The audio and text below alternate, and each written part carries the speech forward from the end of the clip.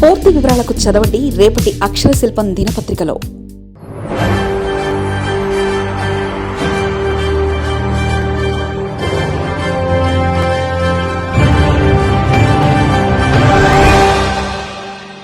ఏవో జయమ్మ, ఇంత నిర్లక్ష్యమా? GVMC incharge అధికారి అహంకారం.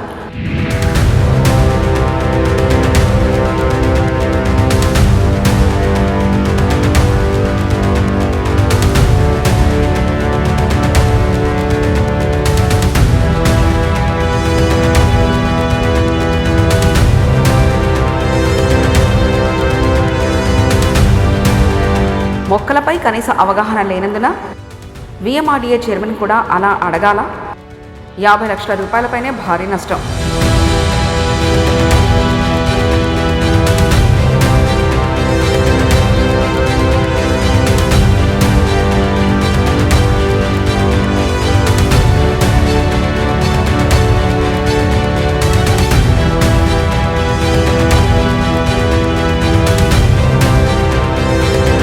అడిగితే సరిచేస్తానని పెడసరమైన వివరణ. నిర్వహణ గాలికి వదిలేసి ఇప్పటికీ గాలి కబుర్లు. మొక్కల లెక్కలపై తేలని పంచాయతీ.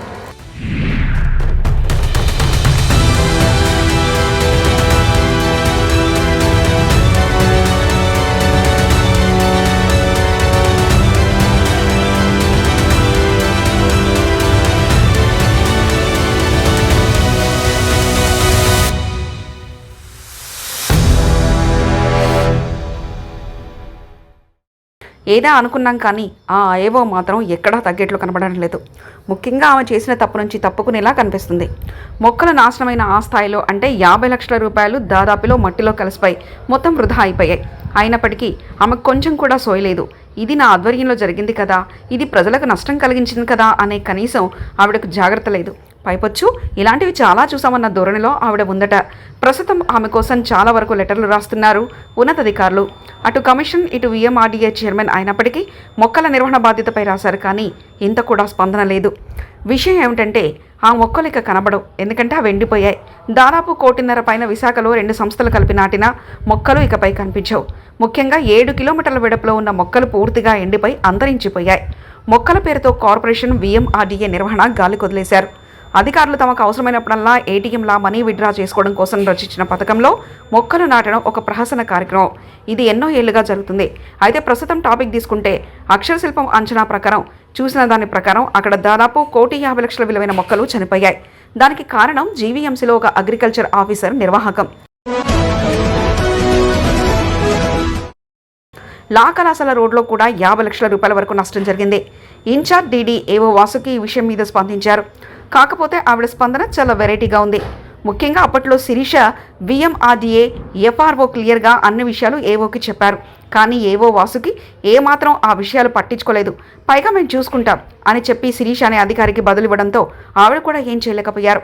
ఇక కట్ చేస్తే అసలు విషయానికి వస్తే అసలు అగ్రికల్చర్ ఆఫీసర్గా ఉన్న ఇన్ఛార్జికి హార్టికల్చర్ డీడీకి మధ్య చేస్తున్నది అంతా కూడా ఏమాత్రం సంబంధం లేని పని. అయినప్పటికీ ఆమె ఆ సీట్లో కూర్చోబెట్టిన తర్వాత ఆవిడ ఏం చేస్తున్నట్లు కనిపిస్తున్నారు.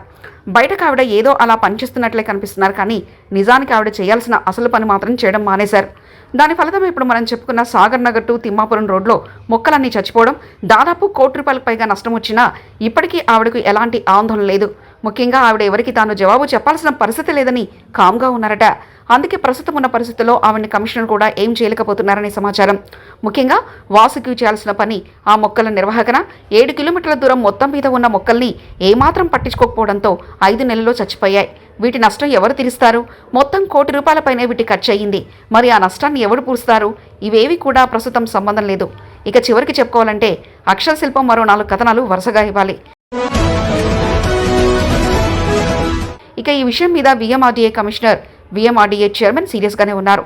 ఈ మొక్కల పరిస్థితి ఏంటని పదే పదే వారు అడుగుతున్నారు. అయినప్పటికీ ఏవోకు ఎలాంటి సోయి కూడా లేదు. ఆవిడ కనీసం ఈ విషయాన్ని పట్టించుకోవడం లేదు. కమిషనర్ కూడా 1.25 లక్షల పనుల్లో బిజీ అయిపోయి ఆ విషయాన్ని ఏవోకు మాత్రం వదిలేశారు. ఏవో చూస్తే పట్టించుకోరు. కమిషనర్కు టైం లేదు. దీంతో ఈ మొక్కలనే కాన్సెప్ట్ ఇకపై ఈ లా కళాశాల సమీపంలో ఉండకపోవచ్చని, ఇకపై కనిపించకపోవచ్చు అనే ఒక నిర్ణయానికి వచ్చేస్తున్నాం. ఏది ఏమైనా 50 లక్షల వరకు మాయమైపోయిన ఈ ప్రజాధనానికి ఆన్సర్ ఎవరిస్తారని అనేది మాత్రం ఇక్కడ తేలాల్సిందే, కావాల్సిందే. ఇప్పటికైనా ఇంటెలిజెన్స్ ఎంక్వైరీ పెడితే దీని మీద ఉపయోగం ఉంటుందని అక్షర శిల్పం అనుకున్నమాట.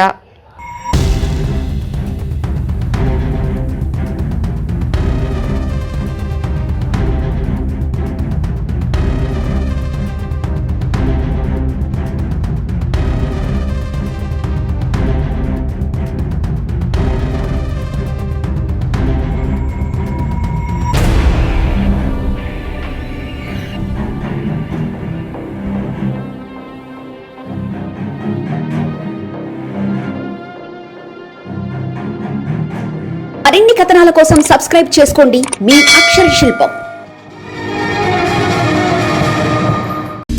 పూర్తి వివరాలకు చదవండి రేపటి అక్షర శిల్పం దినపత్రికలో.